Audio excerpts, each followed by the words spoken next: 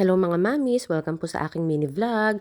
2 cakes po pala tayo for today's video. Unahin na nga po natin itong safari theme cake. Ito ngang theme na to ay bagay na bagay sa mga bata na mag-iisang taon. At double celebration na rin pala ang pinaggamitan ng cake na ito. Christening na rin po siya and first birthday. Ang size po nito ay 7x3. Small size ko po ito pero pwede na siyang pang small party. At ito na rin po yung smallest cake ko na pwede lagyan ng printed toppers. Dahil ako rin naman po ang gumagawa ng toppers, ang pinili kong mga animals ay syempre baby animals din.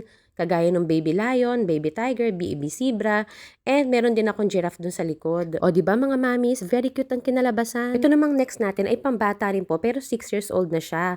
Kaya naman ang napili ng batang theme ay Roblox.